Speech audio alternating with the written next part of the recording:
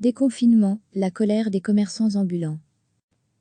Ils font partie des oubliés du Conseil national de sécurité de vendredi, les commerçants ambulants.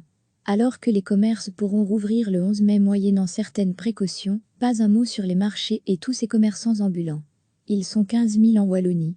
Si certains maraîchers peuvent vendre à la ferme ou en livraison, d'autres marchands sont complètement à l'arrêt.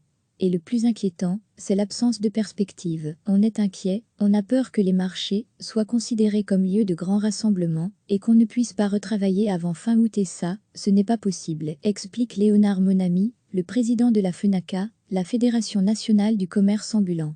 La fédération avait pourtant fait des propositions au niveau national pour plus de sécurité, masques sur les marchés, gel hydroalcoolique aux échoppes, gants pour les marchands également, et puis des barrières nadar pour canaliser les clients, éviter qu'ils ne touchent, par exemple, les fruits et légumes. On n'a eu aucune réponse du fédéral, constate Léonard Monami. Les ambulants sont désespérés, il y a déjà eu un suicide du côté de Borin, une personne qui avait déjà des difficultés financières et qui n'a pas résisté à cette crise. Il faut dire qu'avant le confinement, il y avait déjà eu 5 dimanches de grand vent, beaucoup n'ont rien gagné ces jours-là. Certains ont reçu l'aide financière annoncée, mais c'est trop peu par rapport à leurs charges. Les marchands textiles n'ont rien vendu de leur collection d'été et doivent avancer l'argent pour commander maintenant pour l'hiver. Un petit camion magasin, c'est 150 000 € et certains dépassent les 300 000. C'est intenable.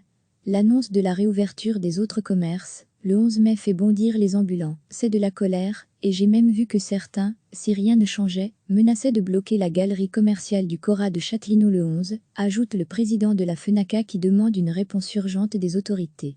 Recevez chaque matin l'essentiel de l'actualité. Ils font partie des oubliés du Conseil national de sécurité de vendredi, les commerçants ambulants. Alors que les commerces pourront rouvrir le 11 mai moyennant certaines précautions, pas un mot sur les marchés et tous ces commerçants ambulants. Ils sont 15 000 en Wallonie. Si certains maraîchers peuvent vendre à la ferme ou en livraison, d'autres marchands sont complètement à l'arrêt. Et le plus inquiétant, c'est l'absence de perspective. On est inquiet, on a peur que les marchés soient considérés comme lieux de grands rassemblements et qu'on ne puisse pas retravailler avant fin août et ça, ce n'est pas possible, explique Léonard Monami, le président de la FENACA, la Fédération nationale du commerce ambulant.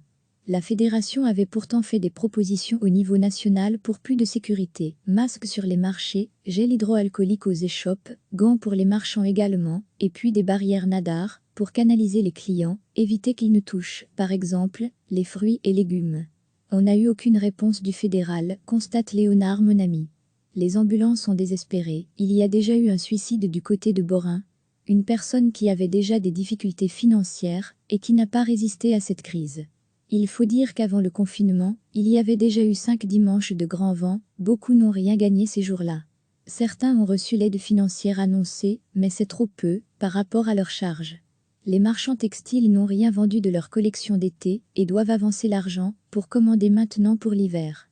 Un petit camion magasin, c'est 150 000 € et certains dépassent les 300 000.